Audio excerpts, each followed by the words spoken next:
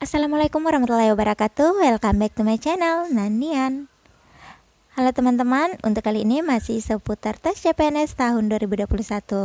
Di video ini saya akan menjelaskan tentang apa, siapa, kapan, di mana dan bagaimana tes CPNS itu. Ini dikhususkan untuk kalian-kalian yang baru pertama kali mengikuti tes CPNS di tahun 2021 ini.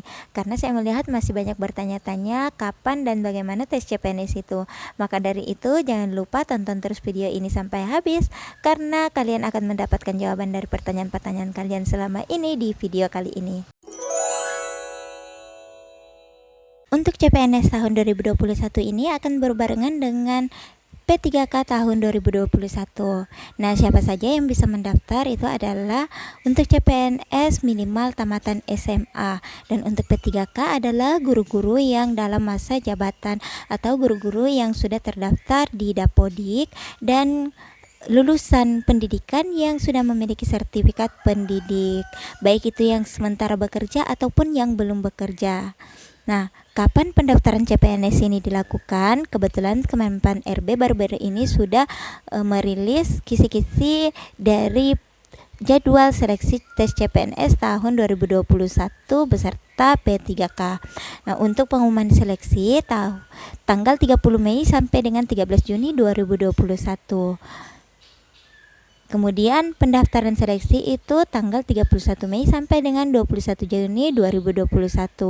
Pada saat pendaftaran seleksi inilah kalian sudah bisa membuka portal dan mulai mendaftar. Jadi untuk saat ini bagi kalian yang masih pemula, jangan dulu membuka portal, karena portal yang akan kalian buka itu adalah portal di tahun 2019. Maka dari itu biasanya akan ada keterangan bahwa portal ditutup, karena itu adalah portal tahun 2019 lalu. Untuk portal tahun 2021 nanti akan dibuka pada tanggal 31 Mei sampai dengan tanggal 21 Juni 2021 untuk pendaftaran. Nah, tapi akan tetap terus terbuka selama tahapan tes CPNS masih berlangsung.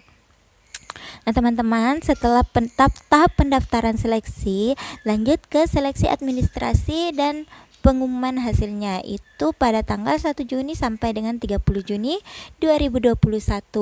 Selanjutnya dilakukan dengan masa sangga 1 Juli sampai dengan 11 Juli 2021, dan pelaksanaan SKD CPNS CAT BKN Juli sampai dengan September 2021. Seleksi kompetensi P3K non guru melalui CAT BKN itu juga Juli sampai dengan September 2021, tetapi itu setelah SKD CPNS selesai di masing-masing lokasi. Selanjutnya dilanjutkan dengan seleksi kompetensi P3K guru menggunakan CBT Kemendikbud. Tes pertama Agustus, tes kedua Oktober, dan tes ketiga di bulan Desember 2021. Dan selanjutnya pelaksanaan SKB CPNS September sampai dengan Oktober 2021.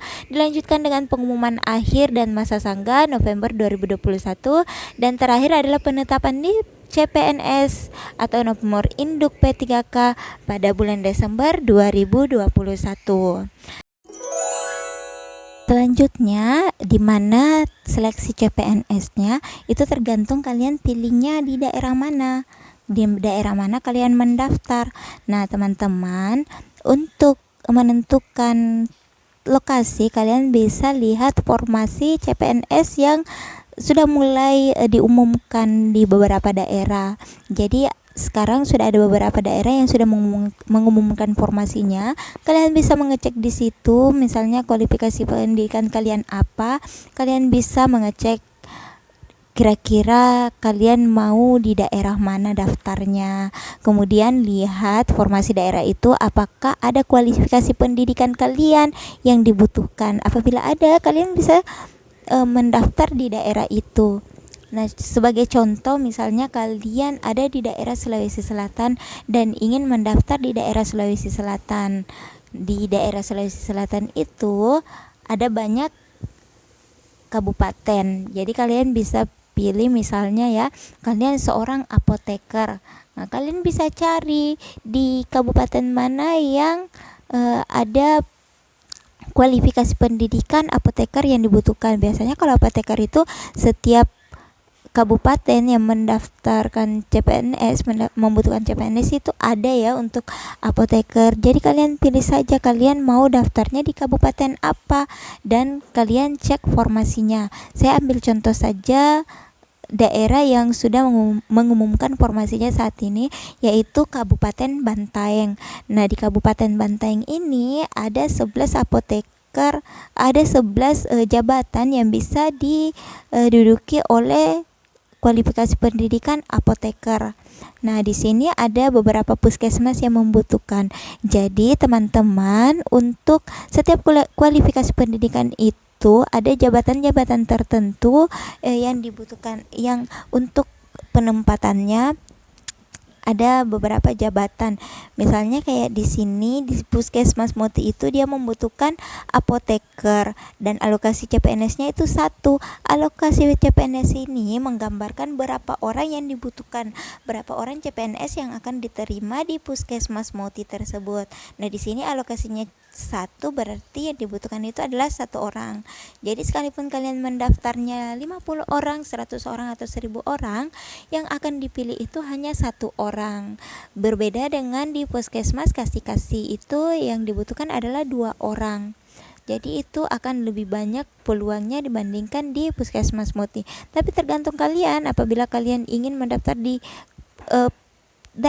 tempat di puskesmas yang alokasinya cuma 1 orang, yaitu tidak masalah ya, karena itu tergantung dari usaha kita, tergantung dari rezeki kita masing-masing.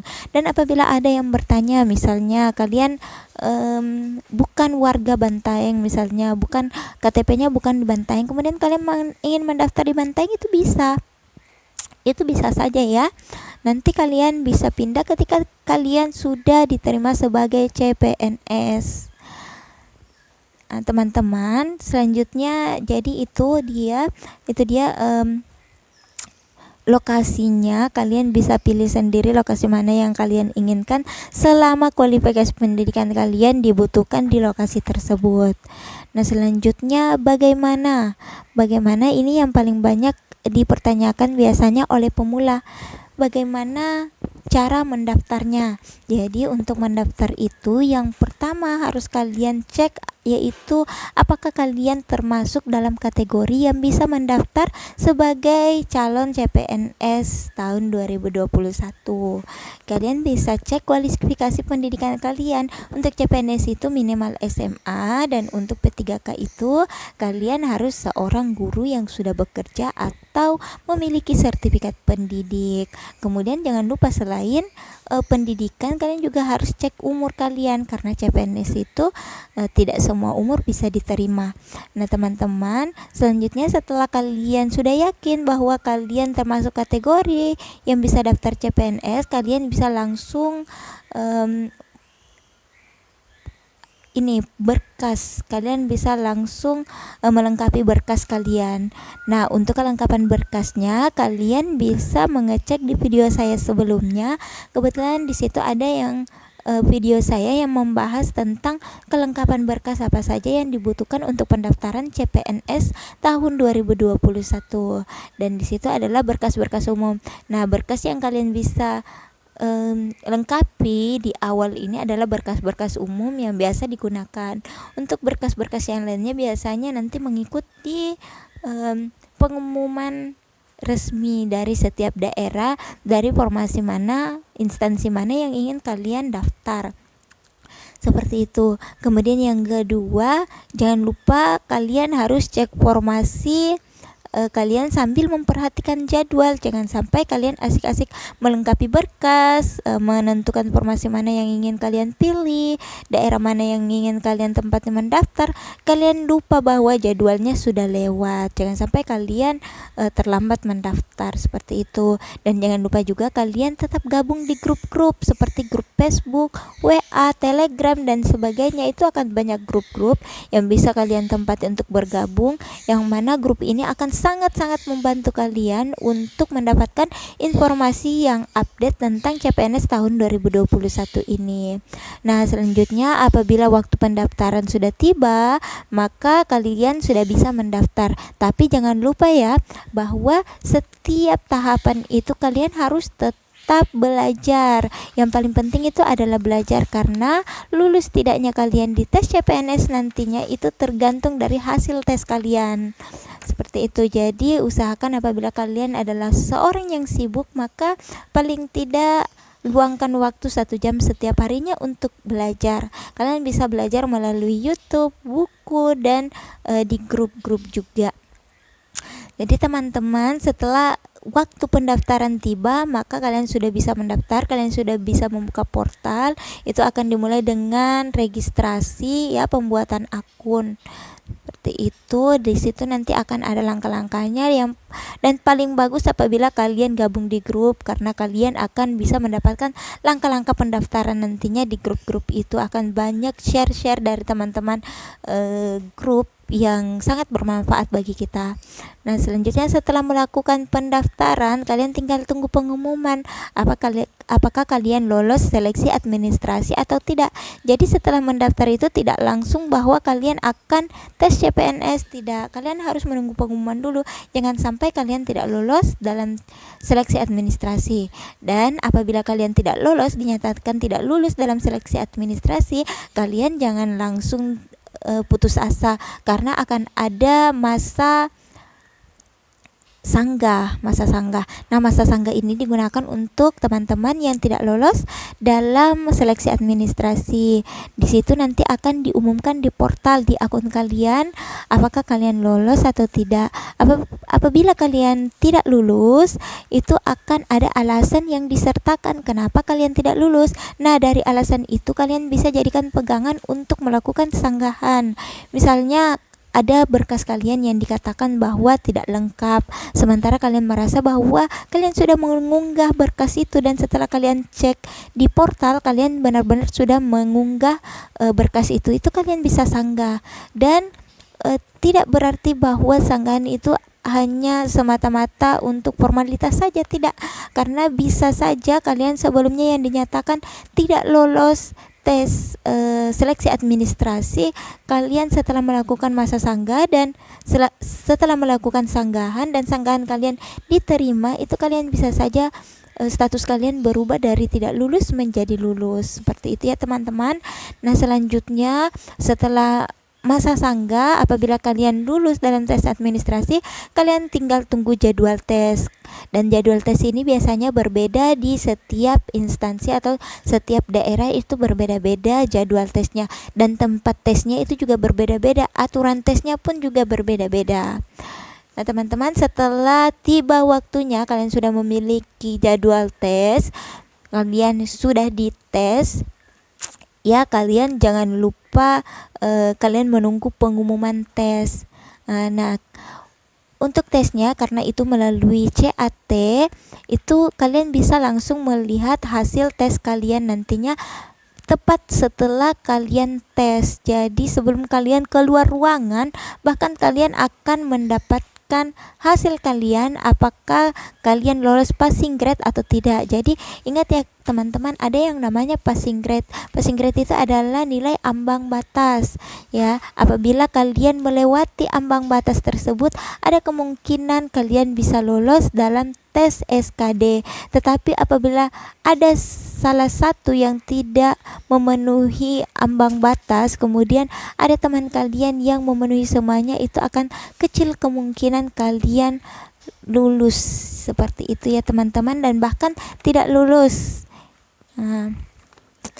Karena kita harus melewati passing grade terlebih dahulu. Selanjutnya, apabila sudah tes, itu pengumuman apakah kita lolos atau tidak. Nah, apabila kita lulus, kita akan lanjut ke SKB. Kita tinggal tunggu jadwal SKB-nya. Kapan SKB-nya? Nah, di situ kita harus belajar lagi untuk persiapan SKB, karena tes SKB itu berbeda dengan SKD. Kalau SKD tadi itu umum, sekarang di tes SKB itu berdasarkan instansi atau jabatan yang kalian lamar, seperti itu. Kemudian setelah tes SKB, kalian tinggal tunggu pengumuman. Apabila kalian dinyatakan lolos, kalian tinggal pemberkasan sesuai dengan aturan dari instansi tempat kalian mendaftar, dan setelah itu kalian tinggal tunggu jadwal penetapan NIP sebagai CPNS. Setelah mendapatkan NIP, nah kalian sudah resmi menjadi seorang CPNS.